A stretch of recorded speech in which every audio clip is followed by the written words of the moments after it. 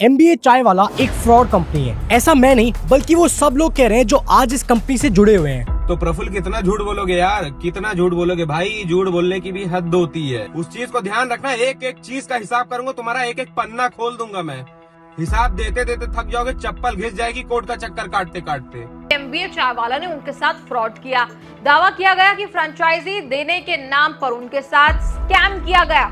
उन्होंने गलत सेल का वादा किया। हमें जो टेंटेटिव सेल दी थी वो करीब 10 से 15 हजार रुपए की दी थी पर डे की। इंदौर में उसने 7 लोगों को फ्रेंचाइजी बेची थी, 30-10 लाख रुपए में फ्रेंचाइजी बेची। और एक चाय की दुकान को खोलने के लिए उसने कम से कम इनमें 30-30 लाख रुपए लगवा दिए।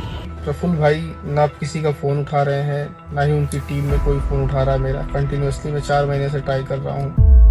प्रफुल्ल बिल्लौरे, जिस बंदे को एक वक्त पर लोग अपना इंस्पिरेशन मानते थे, आज उसी को लोग गालियां दे रहे हैं। उसके खूब सारे आउटलेट्स बंद हो रहे हैं और यहाँ तक कि आज लोगों ने प्रफुल्ल को एक फ्रॉड बोलना भी शुरू कर दिया है। पर क्यों?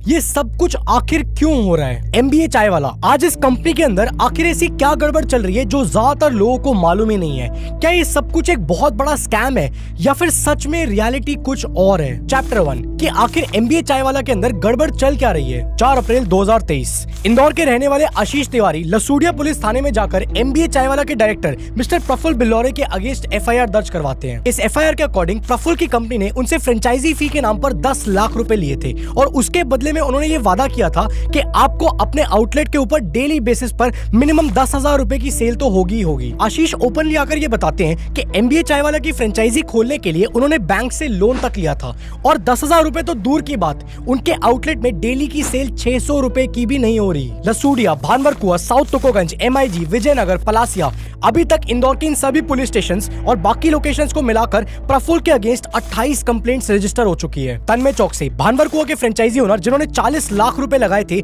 आज उनका आउटलेट बंद हो चुका है। सिमिलरली विनीत राय जो कि लखनऊ की फ्रेंचाइजी ओन करते हैं, जिन्होंने 27 लाख रुपए लगाकर अपनी फ्रेंचाइजी खोली थी, उनका आउटलेट भी आज बंद हो चुका है। फ्रेंचाइजी ओनर्स का ये कहना है कि उन सबको फेक प्रोमिसेस करे गए थे कि उनकी पर डे की सेल इतनी तो होगी ही होगी और इन सभी फेक प्रोमिसेस के दम पर MBA चाय वालों ने उनसे लाखों रुपए फ्रेंचाइजी फी के नाम पर, रॉ मटेरियल कॉस्ट के नाम पर और यहाँ तक कि इक्विपमेंट लगाने के नाम पर ले लिए। और सच तो ये है कि MBA चाय वाला की ज्यादातर फ्रेंचाइजीज आज या तो केवल ब्रेक इवन पर है, यानी कि नो प्रॉफिट और नो लॉस कंडीशन पर बैठी हुई है, या फिर वो लोग भारी नुकसान में है। लेकिन क्यों?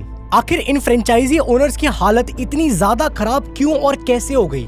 आखिर प्रॉब्लम कहां पर है? चैप्टर 2 इस पूरी प्रॉब्लम की जड़ कहां पर है? जब भी आप MBA चाय वाला का नाम सुनते हो तो आपके दिमाग में सबसे पहले क्या आता है? चाय आती है या प्रफुल्ल आता है? 90% से ज्यादा लोगों के दिमाग में प्रफुल्ल ही आता है। क्यों? क्योंकि उसने अपनी पब्लिक इमेज इस तरीके से क्रिएट कर रखी है कि लोग उसको एक सोशल सेलिब्रिटी मानते हैं और इसके पीछे का एक बहुत बड़ा रीजन है। वो रीजन है प्रफुल्ल की कहानी, उसकी स्टोरी। प्रफुल्ल ने अपनी कहानी इस तरीके से बताई है कि वो अपनी कहानी के अंदर एक बहुत ही वीक बैकग्राउंड से आने वाला बंदा दिखता है जो कि एक बहुत ही पावरफुल एक्शन टेकर है। तो डिसिप्लिन और मोटिवेशन, ये 2 फैक्टर बड़े इंपॉर्टेंट है आपकी लाइफ में सक्सेसफुल नहीं। तो एंटरप्रेन्योरशिप की डेफिनेशन है कि पहले खुद का जुगाड़ कर लो। तो सोचा ड्रीम बिग स्टार्ट स्मॉल, एक नाउ ठेला चालू कर दिया। खुद ने चाय का ठेला चलाया, खुद ने चाय बेची, खुद ने बर्तन मांजे। AC में बैठ के प्रोफेसर बन जाओ तो वो नौकरी अच्छी, पर रोड साइड पे जाके 5 लाख रुपए महीना कमाओ वो गलत। और सपोर्ट साइकोलॉजी के हिसाब से हम सब लोग उसी इंसान को सबसे ज्यादा सपोर्ट करते हैं जो कि एक वीक बैकग्राउंड से आया हो और जो कि एक्शन टेकर हो, जिस चीज की वजह से आज प्रफुल्ल ने अच्छी खासी फॉलोइंग बिल्ड कर ली है। लेकिन यहाँ पर एक प्रॉब्लम है। वो प्रॉब्लम ये है कि प्रफुल्ल की जो ज्यादातर ऑडियंस है उसमें से सिर्फ 10 से 15% ऑडियंस ही अर्बन पॉपुलेशन है और बाकी बची हुई 80 to 85% पॉपुलेशन Tier 2 और Tier 3 सिटी की ऑडियंस है। नाउ द रियलिटी इज कि हम सब लोगों को किसी ना किसी तरीके का सोशल वैलिडेशन चाहिए होता है, सोसाइटी में रिस्पेक्ट चाहिए होती है।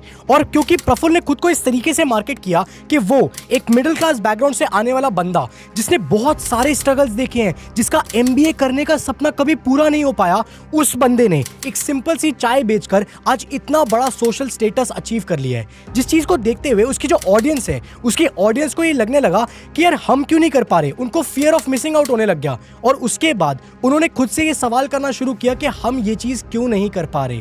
प्रफुल्ल ने भी उनके दिमाग में ये सवाल डाला, जिसके बाद प्रफुल्ल ने उनके सामने ये 2 ऑप्शंस रखे। या तो आप प्रफुल्ल की तरह स्ट्रगल करो या फिर आप उनकी MBA चाय वाला की फ्रेंचाइजी खरीद लो। और as humans we always make convenient decisions. तो इन दोनों ऑप्शंस में कन्वीनियंट क्या है? प्रफुल्ल की MBA चाय वाला की फ्रेंचाइजी लेना। इसलिए ज्यादातर लोगों ने इसके बाद प्रफुल्ल का नाम खरीदना शुरू कर दिया। इनफैक्ट प्रफुल्ल बिल्लौरे और उनके भाई विवेक बिल्लौरे ने दोनों ने पब्लिकली आकर ये बोला है कि वो लोग चाय नहीं बल्कि सपने बेचते हैं। यकीन नहीं हो रहा? लो खुद सुन लो। हुआ जब लोग मुझसे चाय पीने आते थे ना, तो लोग चाय नहीं पीते थे उज्जवल सर। तो मैंने कहा साला लोगों को मेरी चाय में इंटरेस्ट नहीं, मेरी बातों में इंटरेस्ट, तो बातें बताओ। तो हमारे मालूम पड़ेगी थी कि चाय बेचने से पैसा नहीं मिले, पैसा कैसे मिले? नाम बेचने से। लेकिन एक मिनट, प्रफुल्ल ने अपनी मार्केटिंग करी और लोगों ने उसकी फ्रेंचाइजी खरीदी। आखिर इसमें गलत क्या है? ये चीज तो सब लोग करते हैं। वेल देखो, इस चीज में जो चीज गलत है वो है MBA चाय वाला का बिजनेस मॉडल। चैप्टर 3 कि फ्रेंचाइजीज आखिर पैसा क्यों नहीं कमा रही। तो देखो, MBA चाय वाला ये 3 अलग अलग तरीके के मॉडल्स देता है। नंबर 1 कियोस्क मॉडल, जिसके अंदर 150 स्क्वायर फीट का आउटलेट खुलता है। नंबर 2 डाइन इन मॉडल, जिसके अंदर आपको 300 से 400 स्क्वायर फीट की जगह चाहिए होती है। And third is lounge model, जिसके अंदर 500 से 800 स्क्वायर फीट की जगह चाहिए होती है। अब 500 से 800 स्क्वायर फीट यानी कि लॉन्ज मॉडल का एक पूरा सिनेरियो समझते हैं। एक लॉन्ज मॉडल को सेटअप करने के लिए आपको 10 से 12 लाख रुपए तक की फ्रेंचाइजी फी देनी पड़ेगी। 15 से 20 लाख रुपए तक का इक्विपमेंट और इंटीरियर कॉस्ट लगेगा और 7 से 8 लाख रुपए खर्च होंगे रॉ मटेरियल और बाकी कॉस्ट के ऊपर। यानी कि टोटल मिलाकर अगर आपको 800 स्क्वायर फीट का एक लॉन्च मॉडल खोलना है तो आपको 40 लाख रुपए तक इन्वेस्ट करने पड़ेंगे। अब चलो, मान लो किसी ने 40 लाख रुपए लगा दिए। अब ये 40 लाख रुपए की इन्वेस्टमेंट को वापस निकालने के लिए आखिर किसी को कितनी मेहनत करनी पड़ेगी, उसका एक ब्रेक इवन एनालिसिस करते हैं। इस ब्रेक इवन एनालिसिस के अंदर उसको कम से कम 3.5 लाख रुपए का प्रॉफिट चाहिए होगा और ये 3.5 लाख रुपए का प्रॉफिट निकालने के लिए उसको मंथली कम से कम 5 लाख रुपए की सेल करनी पड़ेगी।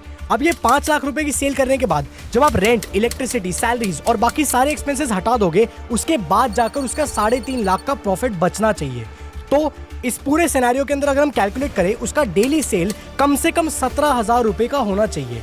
पर ये सेल किसी भी आउटलेट पर हो नहीं रही है। क्यों? इन 3 रीजंस की वजह से। Number 1 location. MBA चाय वाला के ज्यादातर आउटलेट्स टियर 2 और टियर 3 सिटीज के अंदर ही लोकेटेड है। उनके अर्बन सिटीज में बहुत ही कम आउटलेट्स हैं। जो दूसरा रीजन है वो है ऑडियंस। जो ऑडियंस उनके पास आती है वो आती है मिडिल क्लास ऑडियंस, अफोर्डेबल चाय पीना चाहती है। अब देखो, ये जो ऑडियंस उनके पास है ये टपरी लविंग ऑडियंस है। क्यों? क्योंकि ये सारे के सारे लोग प्रफुल्ल से ही इंस्पायर्ड है। और इंस्पायर्ड क्यों है? क्योंकि प्रफुल्ल ने अपनी मार्केटिंग इस तरीके से कर रखी है कि वो भी एक मिडिल क्लास और एक बहुत ही हम्बल बैकग्राउंड से आया था, जिस चीज की वजह से अब ये तीसरा रीजन सामने आता है and that is competitive pricing. अगर आप MBA चाय वाला का मेन्यू उठाकर देखोगे तो आपको दिखेगा कि 75 रुपए से 90 रुपए की एक चाय बेच रहे हैं। और वहीं पर जो टपरी वाला है, जो उन सारे एरियाज के अंदर है जहां पर उन्होंने अपने आउटलेट्स खोल रखे हैं, वो लोग 7 से 10 रुपए की चाय बेच रहे हैं। जो टपरी वाली ऑडियंस है ना, वो एक अफोर्डेबल सेगमेंट के अंदर फॉल करती है और MBA चाय वाला एक सब प्रीमियम सेगमेंट के अंदर लोगों को सर्व कर रहा है। बट बेसिकली क्योंकि वो लोग अट्रैक्ट मिडिल क्लास ऑडियंस को कर रहे हैं जो कि टपरी पर चाय पीना पसंद करती है, तो आप टेक्निकली एक अफोर्डेबल सेगमेंट वाले बंदे को एक सब प्रीमियम प्रोडक्ट बेचने की कोशिश कर रहे हो, तो सेल कहां से आएगी? कोई खरीदेगा ही नहीं। और यही रीजन है कि MBA चाय वाले की जो टारगेट ऑडियंस है वो मिडिल क्लास टपरी पर चाय पीने वाली ऑडियंस जब एक्चुअली में सब प्रीमियम सेगमेंट की चाय देखती है ना 90 रुपए की, तो उनको ये चीज बहुत ही ज्यादा महंगी लगती है। And that is the reason कि आज लोग MBA चाय वाला की चाय पी ही नहीं रहे हैं। अब जब लोग चाय नहीं पियेंगे तो आउटलेट्स पर सेल बहुत ही कम होगी और जो फ्रेंचाइजीज है उनको लॉस होना तो गारंटीड है। प्रॉब्लम यहाँ पर चाय महंगी बेचना है ही नहीं। यहाँ पर प्रॉब्लम है कि जिस तरीके से मार्केटिंग करी जा रही है,